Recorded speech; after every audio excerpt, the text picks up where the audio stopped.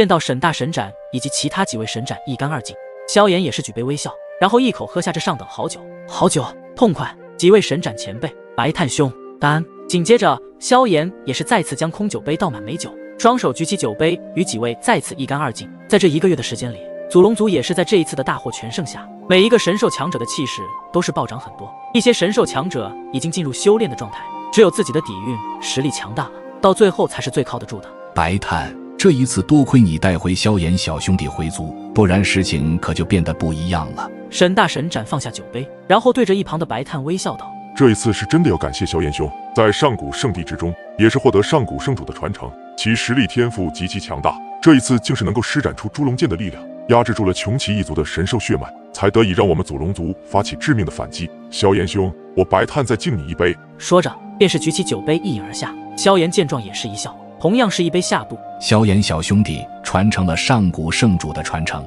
这实属正常，下等级世界竟然出了这么一位优秀之人，就连我都感到非常的吃惊。再则又获得了祖龙大人的血脉传承，我觉得这不是运气好，而是萧炎小兄弟的修炼之道。依我看，萧炎小兄弟能够在如此多的神奇强者指引传承下，必定其身份也不简单，或许你就是天命之子。说着，沈大神斩的语气也是变得重了一些。要知道，天命之子乃是因劫而生，被世界认可的天人之选，所以在他们看来，萧炎就是这等身份之人。萧炎闻言无奈地笑了笑，谦虚的道：几位神斩前辈，可别夸我小辈了，我想变强的主要目的就是能够守护自己的世界和身边最重要之人。而且萧炎从第3等级修炼到第2等级世界，如今成神，又飞升至第1等级，能够在这大宙的第1等级世界里获得更多更丰富发神之资源，让自己的实力变得更强大。虽然萧炎已成神，可是距离神斩们的这些天位神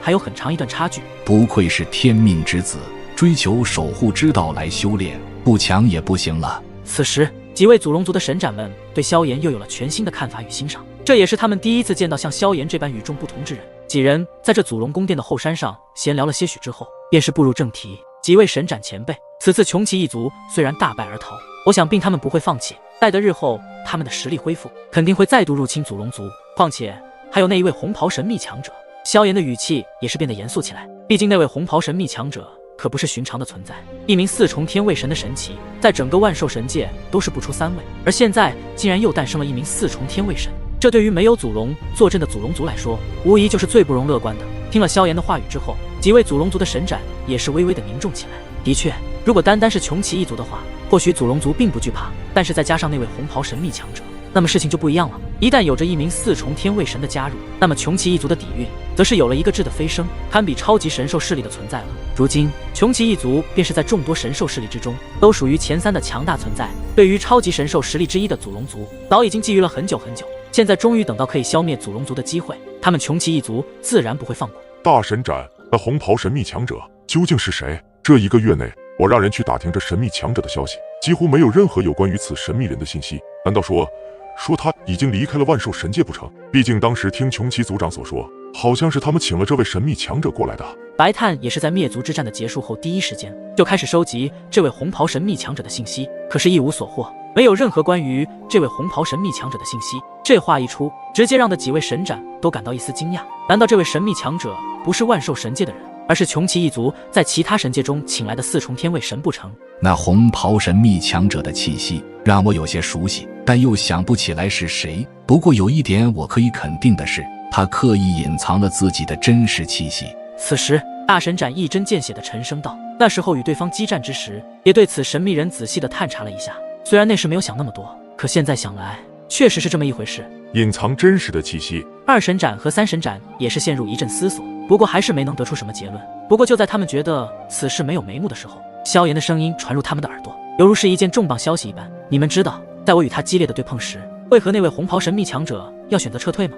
听着萧炎的诉说，几位神斩和白炭几人也是竖起了耳朵，虽然没有说话，但却是非常期待萧炎接下来要说的话。因为我所施展的猪龙剑之力也同样将他体内的血脉之力给压制了，虽然压制的不多，但还是有些影响。萧炎的话说完，直接令得他们极为的震惊。血脉压制，他们都知道，只有他们万兽神界的生灵血脉才会被猪龙剑的力量影响，这也让这1个月里他们都想不明白的事情也想通了。原来是血脉的压制，使得那位红袍神秘强者不敢再度贸然进攻，生怕会再出神秘变故。为了身份不暴露，也是选择了先撤离，不然的话，那红袍神秘强者依旧是有能力压制整个祖龙族的神兽强者。按照萧炎小兄弟所说，看来那位红袍神秘强者并不是万兽神界之外的，而是我们万兽神界的生灵。那为何会没有任何他的消息呢？还是说此神秘人知晓我们会去查他，将有关他的所有信息都隐藏了起来？大神斩对此也是有些想法，只是这些想法并不能把这件事情说得通，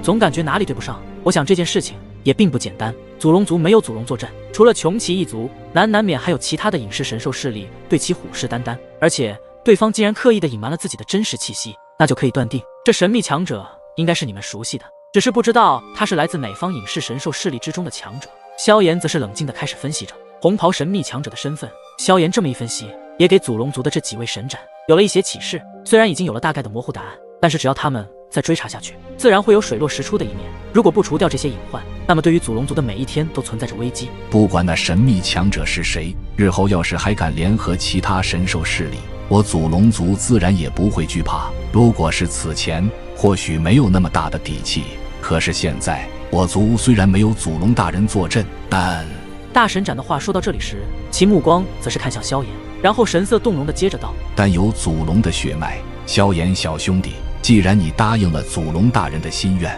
要守护好祖龙族，那么现在开始，你就是我们祖龙族的新一任祖龙，你看你是否愿意？大神斩说出这番话的时候，在场的除了萧炎感到一惊外，其余等人皆是有些期待萧炎能够成为他们的祖龙族的新人祖龙。片刻之后，萧炎有些尴尬的道：几位神斩前辈，小辈我的实力都还只是第3序列神，想要坐上祖龙之位，怕是无法服众不说，如果接下来祖龙族真的再遇到危机，恐怕我也无法保证能够主持大局啊。无法服众这个你不用担心，此次的灭族之战，你的大名也是早已经响彻我们祖龙族，所至于你的实力方面确实有些弱了。我也不是想要让你现在就接任新祖龙之位，我打算在你突破天位神之时，正式将你任命为新任祖龙。沈大神斩一声大笑，拍了拍萧炎的肩膀，让其表示不要有所顾虑。自然已经成为祖龙族的英雄，又传承了祖龙的血脉，让萧炎上任也都可以算是名副其实。听见沈大神斩这么说吗？萧炎也是松了一口气。如果说让萧炎现在坐上新任祖龙之位，就算是能够服众，萧炎也无法服自己。其一就是实力不够，第3序列神乃是神奇境的第1步领域，只有迈入天位神这第2步领域，方才能够算得上在万兽神界之中的真正神奇强者了。但是想要突破天位神的神境领域，那可不是很简单的事情。所以萧炎也是无奈一笑道：可是我现在才第3序列神，想要突破天位神也是需要相当久的时间，我怕会辜负大家的众望。萧炎小兄弟，修炼的资源就交给我们了。我们祖龙族乃是万兽神界的超级神兽势力，其中的神之资源自然是非常的丰富，你想要什么资源，我们都可以给你找出来。听到祖龙族的这几位神斩这么说，萧炎的内心也是激动了起来。既然如此，那么萧炎也不那么客套了。他飞升第1等级世界，正是需要更多的资源来供给自己神之路上的修炼。虽然心里激动，可是萧炎也没有在脸上表现出来，则是淡淡的问道：我听说你们万兽神界有一道天降火焰，不知这道火焰是否还在你们祖龙族之中？闻言之后，几位神斩和白炭等人的面色也是微微一变。要知道，萧炎口中所说的天降火焰，乃是100万年前三龙在激战时所遇到的天降火焰。这等如此久远的事情，这来自下等级世界的生灵竟然会知晓。不过紧接着他们右脑瓜子又转了转，灵光一闪，仿佛是想到了什么，然后对着萧炎一笑道：萧炎小兄弟竟然能知晓我们万兽神界天降一道火焰的事情，想必应该是祖龙大人告诉你的吧？萧炎也没有否认，直接是应了一声，点点头。正是当初在天元界的古元天之中，无意间在寻找神灵之物时，遇见了祖龙前辈的意志，他也告知了我一些关于他为何离开祖龙族以及三龙激战的事情。所以天降火焰这件事，也是祖龙前辈也告知了我。而我本就是修炼火道，如果让我再找到一道火焰，而且必须是神火，那么我的神力修为就会能够加快提升。此话一出，直接是震惊了他们几人。要知道，神火乃是大咒中所诞生出来的神物，其威能无比的恐怖霸道，就算是像他们这些天位神，对于神火的力量都会产生忌惮。而眼下萧炎所说想要快速的提升神力修为，则是需要第2道神火。要知道，神火乃是神物，能够收服1道神火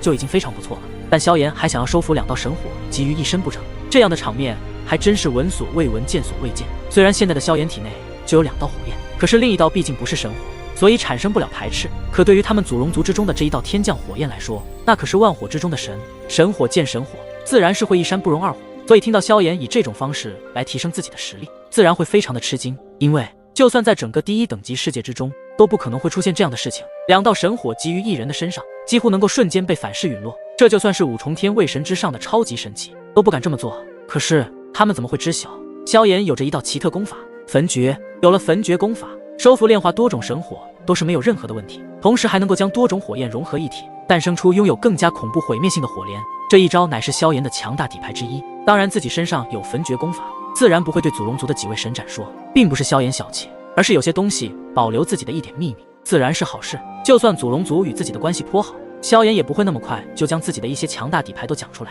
在震惊了片刻之后，众神斩才渐渐地回过神来道：你说你需要神火，能够快速地提升实力，但是一个人的身躯内是不可能容纳2种火焰，而且还是2道神火。对于萧炎的这番话，他们显然是有一些不太敢相信。他们见识过神火的恐怖之威，连他们这些天位神都不敢轻易触碰收服的神物，萧炎身为序列神更不可能了。猜想到他们的难以置信，萧炎也是无奈的一笑，接着道：我主修火道，吸收多种火焰，甚至是神火，我也有办法。虽然事情不是绝对的，但是我还有把握的。白炭刚欲开口说什么，被大神斩给拦了下来，微笑道：既然萧炎小兄弟都这么说了，那么我们就照办吧。能够获得上古圣主的传承，以及祖龙的血脉传承，和目前身怀2种火焰，就已经证明你的不凡。身为天命之子，自然有着不同寻常之处。多谢神斩前辈夸赞，小辈也是侥幸。萧炎也是谦虚地回答道。对于萧炎，祖龙族的这些神斩们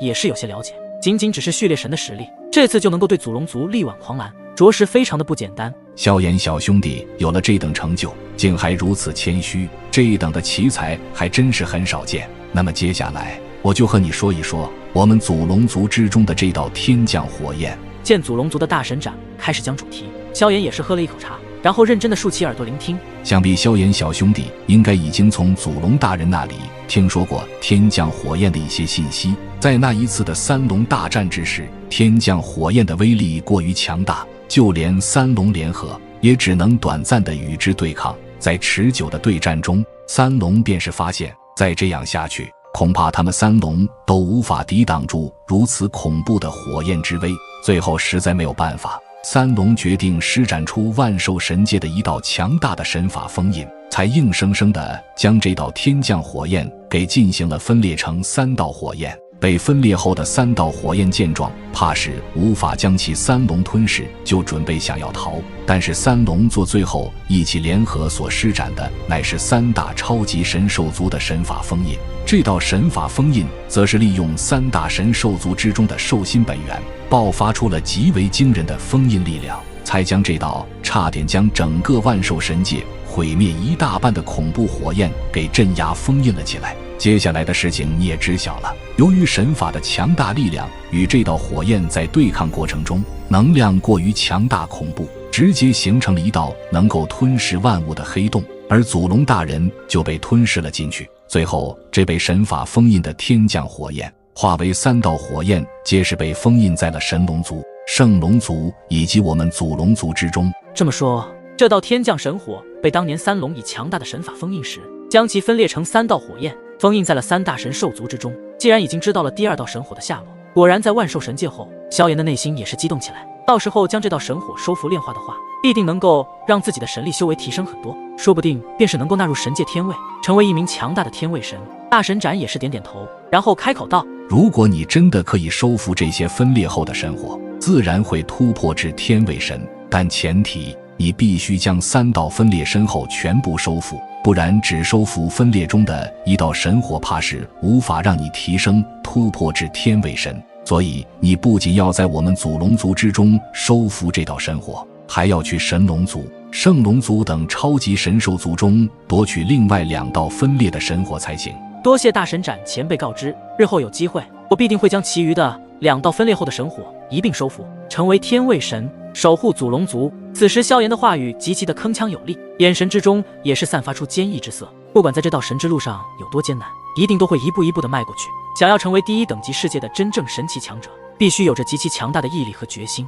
一旦忍受过这些艰难的坎坷之苦，自然会与后见彩虹。望着萧炎眼中的那一份坚毅之色，大神斩也是欣慰的点点头，当即又给出了萧炎一些信息。萧炎小兄弟，虽然这道神火被分别封印在外面3大超级神兽族之中，日后你想去其他超级神兽族时，想要夺取那分裂的神火，其几率应该也会极高。几率高，大神斩的话直接是戳到了萧炎的内心。在萧炎的了解之中，神龙族、圣龙族、祖龙族虽然是3大超级神兽族，可是彼此之间却是一直防备着。特别是神龙族，毕竟后者的野心极其的强大，他们想要成为万兽神界的最强霸主，想要掌控整个万兽神界。虽然说自从当年的3龙大战结束后，神龙族也并没有再度对祖龙族和圣龙族出手，可是神龙族的野心怕是一直存在，或许他们正在等待更好的时机也说不定。没错，刚刚我说过，那道天降火焰乃是被我们万兽神界的神法封印所镇压，而能够将这道神法施展到极致的力量，仅仅凭借3龙的实力还远远不够，能够将其封印下的是催动了我们的兽心本源，而兽心本源乃是我们3大超级神兽族的核心，而那道火焰分裂后，正是封印在了我们的超级神兽族的圣地。兽心本源的核心，万兽之心，我们所有祖龙族的神兽力量，皆是与万兽之心中的兽心本源有着联系，而且必要时可以动用万兽之心中的兽心本源。经过了数百万年的时间，我们3大神兽族没有很明显的强大，反而还没有达到鼎盛时期，其主要原因也就是万兽之心出了问题。这时大神斩也将祖龙族的一些核心秘密说给了萧炎，毕竟他获得了祖龙大人的信任和血脉传承，日后如果真的能够突破天位神的神境领域，当上新任祖龙之位，这对于祖龙族来说无疑是一件非常有利的事情。在他还没当上新任祖龙之位的这段时间里，如果让萧炎早一些了解祖龙族的情况，对祖龙族日后的崛起有着非常大的帮助。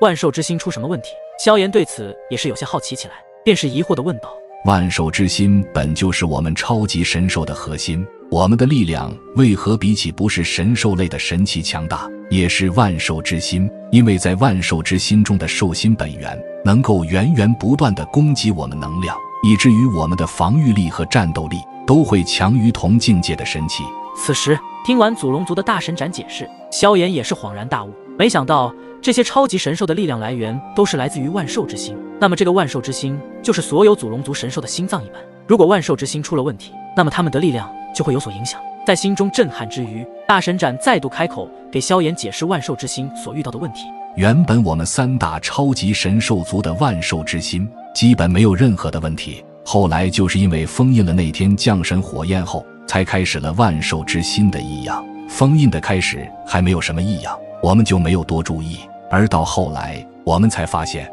我们的万兽之心出了问题。经过数百万年的时间，万兽之心被封印的那道分裂神火渐渐地吞噬，而其中的兽心本源也没有了鼎盛时期的精纯浓郁。而且如果这神火问题不去解决的话，一旦日后兽心本源彻底的被吞噬殆尽，那么对于我们祖龙族来说是一件巨大的灾难。听着大神斩慢慢的讲述，萧炎也是明白了其中的原因。原来在3龙大战时，封印那天降火焰的地方正是祖龙族的圣地万兽之心，而由于当时是催动了神法封印，依靠着兽心本源的力量，才将神法封印的力量施展到极致。但是其封印之地必须是万兽之心，但是随着时间的推移，那道分裂后的神火依靠着自身的强大火神本源，便是开始吞噬吸收其中的兽心本源。如果一旦兽心本源被彻底的吸收完，那么分裂神火便有机会冲破当年将它封印于此的神法。所以在这数百万年的时间里，兽心本源的力量也是被吸收了一大部分。如果再持续下去，整个祖龙族的神兽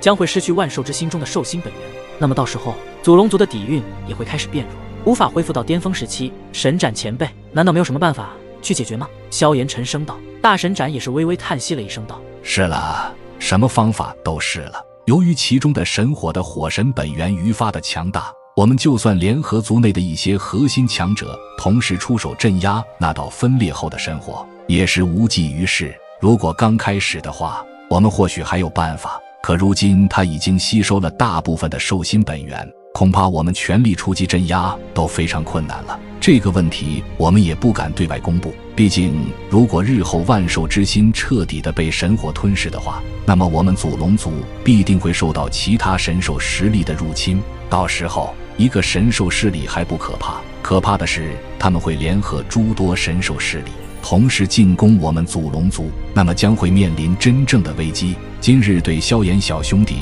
讲起这件事情，也是因为你说可以收复神火，如果真的可以收服，那么也能顺便将这一直困扰我们的麻烦事给解决掉。神斩前辈，原来如此，难怪其他神兽势力这段时间频频出手，要剿灭祖龙族。看来万兽之心的事情，怕是隔墙有耳。外面的神兽势力肯定是听到了什么风声，不然也不会如此大胆，选择进攻祖龙族。只要如今自己能够帮助到祖龙族的地方，萧炎必定会尽力而为。毕竟这祖龙族乃是祖龙前辈的心血，当年答应祖龙前辈的心愿，便是要好好守护祖龙族。想到这里，萧炎也是暗自决然。没想到如今的祖龙族遇到了如此多的事情，不过能够坚持到这等程度，无疑其底蕴的雄厚可怕了。万兽神界之中的争夺，怕是比外界的那些神奇势力之间的争夺更加的激烈。毕竟神兽有着更大的野心，对于地盘的占领更是他们首要其冲的目的。而祖龙族乃是3大超级神兽势力之一，其地盘的面积怕是除了神龙族和圣龙族之外，没有第3道神兽势力可以比较的。换一句话说，在万兽神界之中，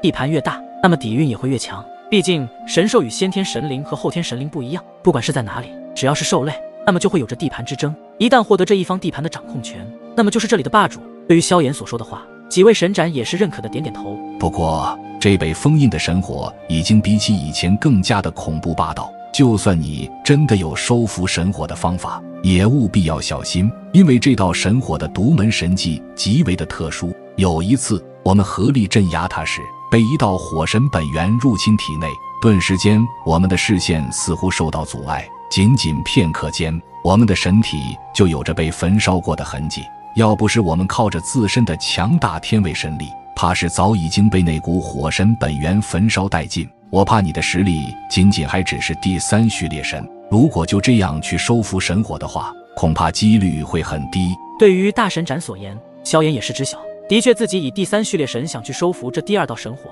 也实在非常困难。如果一个不小心的话，确实会被反噬也说不定。而且据大神斩所说，这神火的火神本源逐渐的强大起来，想必就是吞噬了兽心本源的缘故。不过无碍，我祖龙族也有办法让你的实力先提升，再去收服那道神火也不迟。大神斩的这一番话，直接让的萧炎有些微微一惊，同时也是非常的好奇，究竟是什么办法能够让自己不靠神火的火神本源力量，让实力提升起来？难不成是万兽神界里其他强大的宝物？想到这里，萧炎的内心之中带着一丝激动与兴奋，因为自己的实力停留在第3序列神已经有着很长一段时间了。几年前击败了先天神之后，就没有任何实力进长的机会。果然在这个神之路上的修炼，比起在主宰之路时更加的困难许多。